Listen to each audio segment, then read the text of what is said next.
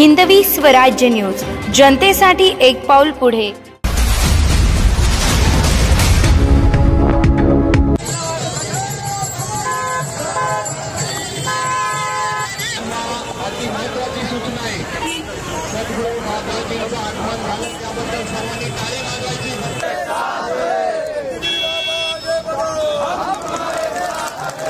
बाबाजींनी या समाजाला दिशा देण्यासाठी जे पाऊल उचललेलं आहे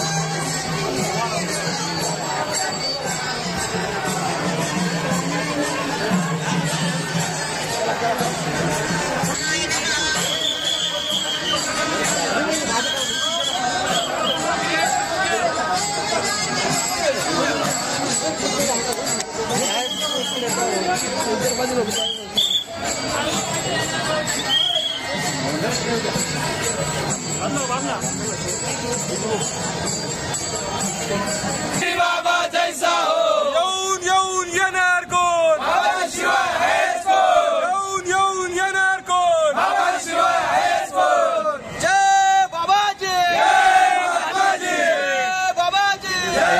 आज जर म्हटलं तर खऱ्या अर्थाने जे वातावरण बनलेलं आहे ते एकमेव आणि एकमेव जर असेल तर कोणाचं असेल, शांतिगिरी बाबांचं असेल। आणि आज खऱ्या अर्थाने बाबाजीच या महाराष्ट्राला एक लाभणारं एक मोठं दैवत लाभणार आहे। बघा भविष्यामध्ये काही उणीव जर पडली तर मग बघा, आणि या राष्ट्राचा काही जर कायापालट होण्यासारखा असेल तर फक्त केवळ आणि केवळ कोण, शांतिगिरी नाशिकचा आवाज, नाशिकचा आवाज, नाशिकचा आवाज, नाशिकचे खासदार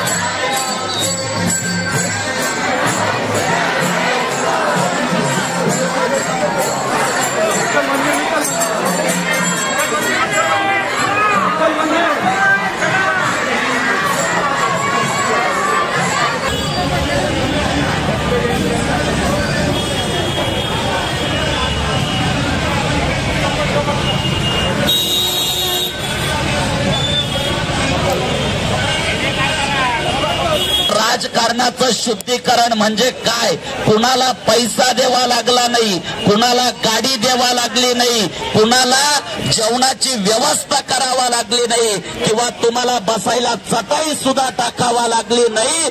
स्वतःच्या खर्चानं भाकरी बांधून लोक बाबांबरोबर प्रचार करताय. हेच राजकारणाचं शुद्धीकरण त्या ठिकाणी आहे. आणि म्हणून येणाऱ्या काळामध्ये आमच्या बरोबर या कामामध्ये सहभागी होईल ही भूमिका आमची पहिल्यापासून आहे आणि त्याच भूमिकेला तुम्ही सगळ्यांनी साथ दिली. म्हणून यावेळेस शिन्नरकरांनो, आपला पक्ष म्हणजे शांतिगिरी महाराज, आपली निशाणी म्हणजे शांतिगिरी महाराज, आपले उमेदवार म्हणजे शांतिगिरी महाराज आणि येणारे नाशिक लोकसभेचे खासदार म्हणजे शांतिगिरी महाराज. आज आपली सभा बिभा नाहीये, आज आपली प्रचार रॅली सुद्धा नाहीये, आपली प्रचार दिंडी आहे. हे आपण प्रत्येकानं लक्षात. बाबाजी सारखे संत राजकारणात आले पाहिजे का? हो, आले पाहिजेत ना. कारण प्रत्येक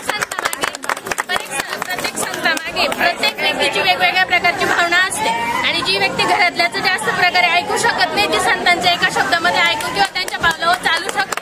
त्याच्यामुळे आपण जर त्या संतांच्या मार्गाने आपण जर हे राजकारण चालू ठेवलं तर हे चांगल्या रीतीने पुढे जाऊ. आणि बाबाजी नाशिकला लोकसभेमध्ये खासदार निवडून आल्यावर नाशिक जिल्ह्याचा विकास होणार का? हो, होणारच ना. हे आता खासदार नसताना संत पदावर असून सुद्धा जर एवढ्यांचं कल्याण करू शकताय तर त्यांच्या हातामध्ये काहीतरी सत्ता आल्यानंतर हा 100% चांगलं करू शकतो. नाशिक करा की